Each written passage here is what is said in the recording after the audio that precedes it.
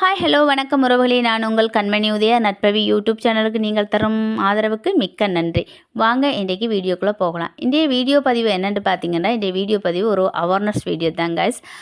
நான் நேற்று வெளியே போயிருந்தேன் ஹாஸ்பிட்டலுக்கு, உங்களுக்கு தெரியும். அதுக்கு பிறகு நான் அதன் விளைவாக நான் பதிவான வீடியோ தான் இது. அந்த வீடியோவில் உள்ள ஓஷன் அப்படியே கொடுக்கையில் ஓன் வாய்ஸை இப்போ நான் டப்பிங் பண்ணுறேன். உங்களுக்கு வீடியோவை பார்த்தாலே உங்களுக்கு தெரியும். நான் அந்த வீடியோவில் என்ன வீடியோ எப்படி போட்டிருந்தேன்னு சொன்னால், என்ன வாய்ஸ் பண்ணியிருந்தேன்னு சொன்னால், நான் டாக்டர்ஸு அந்த மருத்துவத்துறையில் எல்லாருமே ஒரு அஜாக்கிரதையாக ஒரு இது இல்லாமல் இருக்கிறாங்க, அக்கறை இல்லாமல் இருக்கிறாங்க மக்கள் மீது, பேஷண்ட்டை கவனிக்க மாட்டேங்கிறாங்க ஒழுங்கா அப்படிங்கிறத பற்றி தான் அவங்களோட செயல்முறைகளை பற்றி தான் நான் அந்த வீடியோ பதிவு போட்டிருந்தேன். பிறகு தான் யோசித்தேன், என்னத்துக்கு நாங்கள் அடுத்தவங்கள குற்றம் சொல்லுவானே, சரியா? நாங்களே நம்மளை பார்த்து கொள்ளணும், நாங்கள் கவனமாக இருந்து கொள்ளணும், சரியா? அதுக்கப்புறம் தான் நம்மளாலே நம்மளை கவனமாக பார்த்துக்கொள்ள முடியாட்டி அவங்க என்ன செய்வாங்க? அவங்கள எதுக்கு நாங்கள் வீணாக குற்றம் சொல்லணும் அப்படின்ட்டு இது ஒரு அவேர்னஸ் வீடியோவாக பதிவேற்றம் செய்கிறேங்க. அதாவது இப்போ மழைக்காலம், மாரிக்காலம், உங்களுக்கு தெரியும், ஒரே மழை பெஞ்சிட்ருக்கும். வீட்டில் பெரியவங்க குழந்தைகள் எல்லாரும் இருப்பாங்க. எல்லாருக்கும் நைன்னு வருத்தங்கள் வந்துட்டுருக்கும், சரியா? அதனால இந்த மழை காலங்களில் நீங்கள் கிழமைக்கு ஒருக்கா சித்திரத்தை, அதிமதுரம், திப்பிலி, மிளகு போன்றவைகளை கஷாயமாக்கி வீட்டில் உள்ளவங்களுக்கெல்லாம் கொடுங்க. நான் இந்த வீட்டில் உள்ள பெண்களுக்கு, அதாவது யாரெல்லாம் வீட்டை பொறுப்பாக எடுத்து நடத்துகிறாங்களோ அவங்களுக்கு தான் இந்த வீடியோ சொல்கிறேன்.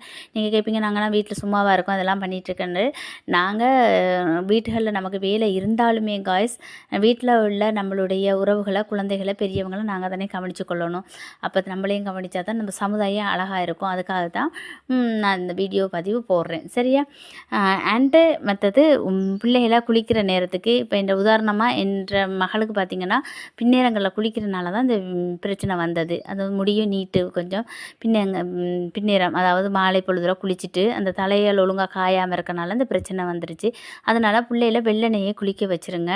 அப்படி குளித்தாலுமே சாம்பிராணி புகை அல்லது கீட்டரால் காய வச்சுருங்க தலையை, ஓகேவா? தண்ணி, அடுத்ததாக குடி தண்ணியில் ஃபில்டர் தண்ணியை குடித்தா கல்சியம் இல்லை, அப்படி இப்படின்ற மினரல் இல்லை அப்படிங்கிற பிரச்சனை வரும். ஃபில்டர் இல்லாமல் நாங்கள் நிலத்தடி தண்ணியோ குழாய் தண்ணியோ குடிக்கும்போது கல்சியம் கூட, வைரஸ் தொற்று அப்படின்னு வந்துடும். அதுக்காகவே முடிஞ்சளவு சுட வச்சு ஆற வச்ச தண்ணிகளையும் கலந்து கொடுங்க ஃபில்டர் தண்ணியோட. ஏன்னா மொத்தமாகவே அதையே செய்யுங்க அப்படின்னு நான் சொல்ல இயலாது. ஒருத்தருக்கும் வேலை வலு கூடவா இருக்கும், சரியா? ஓகே காய்ஸ், இதை பற்றின இதுக்கு தான் நான் அந்த வீடியோ போட்டேன். என்னென்னு கேட்டால், நான் ஹாஸ்பிட்டலில் போய் பார்த்தோம்னு சொன்னால் என்னத்துக்கு எடுத்தாலும் கிளினிக் தான் போடுறாங்க. கிளினிக் நேற்று என் மகளுக்கு போக ஒரு டேப்லெட்ஸ் எதுவுமே தரல, கிளினிக் போட்டுட்டாங்க. நீ அடிக்கடி ஸ்கூல் போகிற பிள்ளையில கிளினிக் கொண்டு போகக்கூடாது. அதோட கிளினிக் போட்டு எந்த ஹாஸ்பிட்டலில் எந்த ஒரு விஷயத்தையுமே கிளியர் பண்ண மாதிரி நான் இதுவரையும் நான் பார்த்ததே இல்லை. இப்போ காலுக்கு ஒரு வருத்தத்தை கிளினிக் போட்டால் அது முழங்காலுக்கு இன்னொரு கிளினிக் கொப்பி போடுற மாதிரி வருத்தத்தை ஏற்படுத்திடும். அங்கே கொடுக்குற மருந்து இங்கே பாதிக்கும். இப்போ முழங்காலுக்கு ஒரு வருத்தத்துக்கு கிளினிக் போட்டுட்டாங்கன்னு சொன்னால் அது ஸ்டொமக்கு ஒரு வருத்தத்தை ஏற்படுத்தும். இங்கே ஒரு கிளினிக் போட்டாங்கன்னா ஹார்ட்டுக்கு, இங்கே ஒன்று போட்டாங்கன்னா தலைக்கிட்டு, அப்படி உடல் காலுக்கு நீங்கள் மருந்துக்கு போனீங்கன்னா தலை வரையும் போய் உங்களையும் முடிச்சுட்டு தான் விடும். ஆனால் கிளினிக் கோப்பி கூடுமே ஒழிய வருத்தம் கிளியர் ஆகாது. இது நிதர்சனமான உண்மை, நடக்கிறது ஆதாரங்களோடு தான் நான் கதைக்கிறேன், ஓகேவா? அதனால் இப்போ எல்லாம் டாக்டர்ஸ் என்ன செய்கிறாங்கன்னா, உடனே மிஷின், அது இப்போ டாக்டரே சொல்கிறாரு, நாங்கள் அந்த காலத்தில் சொல்லுவோம் கடவுளும் டாக்டரும் ஒன்றுன்னு சொல்லி அவங்கள்ட்ட போய் சொல்லக்கூடாது அப்படின்னு சொல்லுவோம். இப்போ எல்லாம் டாக்டரே கேட்குறாங்க, நாங்கள் என்னம்மா கடவுளாமா, ஸ்கேன் பண்ணால் தானே தெரியும், அதனால் நாங்கள் கிளினிக் தான் போட முடியும் அப்படின்னு சொல்லி. ஒரு அம்மா வந்து நிற்கிறாங்க, அவங்களும் மூன்றாவது தடவையாக வராங்க, காது வலி தாங்க இல்லாமல் பிடிச்சி அப்படியே காதை பிடிச்சி அழுதுகிட்டு வராங்க. அவங்க ரொம்ப கஷ்டமாக இருக்குது, அவங்கள பார்க்கவே எனக்கு கஷ்டமாக போயிடுச்சு. ஒருக்கா வர நேரம் என்னென்னு கேட்டுட்டு கிளினிக் போட்டிருக்காங்க, இன்னொருக்கா வர நேரம் ஸ்கேனிங் போட்டிருக்காங்க, இன்னொருக்கா வர நேரம் என்னவோ போட்டுக்கு இப்போ 3வது 4வது தடவை வந்து நிற்கிறாங்க, இன்னும் மருந்து மாத்திரை கொடுக்கல. இதே நிலைமை தாங்க அங்கே. முதல்லலாம் உள்ள தும்முனாலோ, தலைவலினாலோ, காது வலினாலோ, கண் வலினாலோ எங்களோட வீட்டில், நம்ம வீட்டுகளில் ஒரு பாட்டியே போதும் அதுக்கு ஒரு வைத்தியம் சொல்கிறதுக்கு, அந்த மருந்தே சரியாயிரும். இப்போ டாக்டரால் கூட இந்த காலத்தில் கண்டுபிடிக்க முடியலையா குழந்தைகளுக்கோ இல்லை பெரியவங்களுக்கோ, மனிதர்களுக்கு என்ன வருத்தம்னா ஸ்கேன் தான் பண்ணி கண்டுபிடிக்க வேண்டியதை சுச்சுவேஷனில் அவங்களே இருக்கிறாங்க. சொல்லி வேலையில் இது கலிகாலம், நம்ம யாரையும் குற்றம் சொல்ல தேவையில்லை, நம்ம அவேர்னஸாக விழிப்புணர்வாக இருந்து கொள்ளணும் அப்படின்றதுக்காக தான் நான் அந்த வீடியோ பதிவு உங்களுக்கு தரேன்.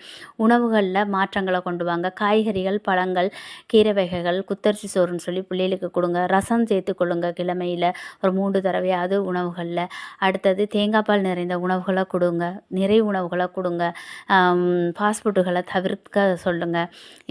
லேட்டாகி தலை குளிக்க விடாதீங்க. அப்படி பிள்ளைகள் குளிச்சுட்டு வந்தாலும் நிறைய முடி இருக்க குழந்தைகளுக்கு, அது ஆணாக இருந்தாலும் பெண்ணாக இருந்தாலும் அடர்த்தியாக முடி இருந்தால் சாம்பிராணி புகையை பிடிச்சி விட்டுருங்க. சரியா? நீங்களும் கவனமாக இருங்க. உங்களோட வீட்டில் இருக்க குழந்தைகள் பெரியவங்களையும் கவனமாக வச்சுக்கொள்ளுங்க.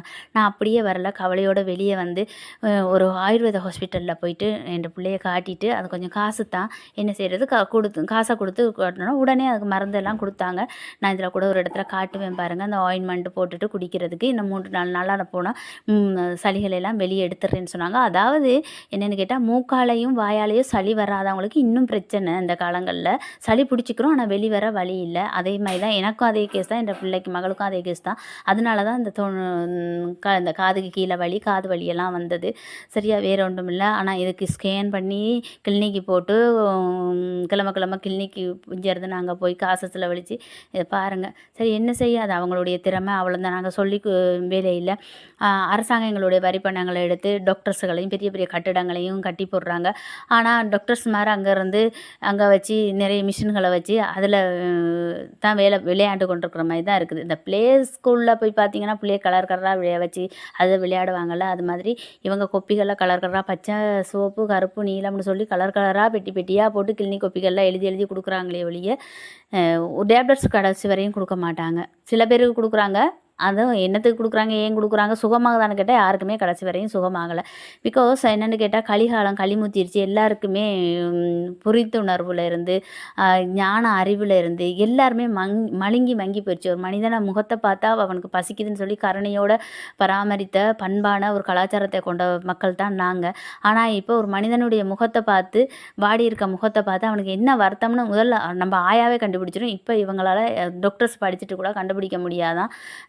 முதலாவது ஒரு ஃபஸ்ட்டு, அதாவது ஒரு ஹெல்ப்பை நான் பண்ணணும். அதுக்கப்புறம் கிளினிக் போகிறது ஒன்றும் தப்பு இல்லை, நான் தப்புன்னு சொல்ல வரல. மிஷின்களில் செக் பண்ணிக்கிறது, ஸ்கேன் பண்ணிக்கிறது நல்லது தான். முதலாவது ஒரு காது வலிக்கு ஒரு டேப்லெட்ஸ், ஒரு முதலுதவி குடிசை எதுவுமே இருக்காதா? அதை கேட்க உடனே சொல்கிறாங்க, டாக்டர் சொல்கிறார், நான் என்னம்மா கடவுளா அப்படின்ட்டு. முதல்லலாம் நம்ம டாக்டர்னா கடவுள்னு சொன்னோம். இப்போ அப்படியெல்லாம் இல்லை, அவங்களே சொல்லிட்டாங்க தாங்க கடவுள் இல்லைன்னு. சரியா? அதனால் அவேர்னஸாக உங்களோட குடும்பத்தை, உங்களோட குழந்தைகளை, பெரியவங்கள, வீட்டில் இருக்கவங்கள நாங்களே கவனிச்சுக்கொள்ளணும் அப்படிங்கிறது தான் இந்த வீடியோ பதிவு காஷ். அதான் சொன்னேன், வேறு ஒன்றும் இல்லை. சரியா? என்னுடைய வீடியோ பிடிச்சிருந்தால் லைக் பண்ணுங்கள், ஷேர் பண்ணுங்கள், கமெண்ட் பண்ணுங்கள். இந்த கருத்தை பற்றி உங்களுடைய கருத்து என்ன, இந்த பதிவை பற்றி உங்களுடைய கருத்து என்னன்றதை கமெண்ட் பாக்ஸில் மறந்துடாமல் பதிவிடுங்க. Okay, bye bye, see you next video.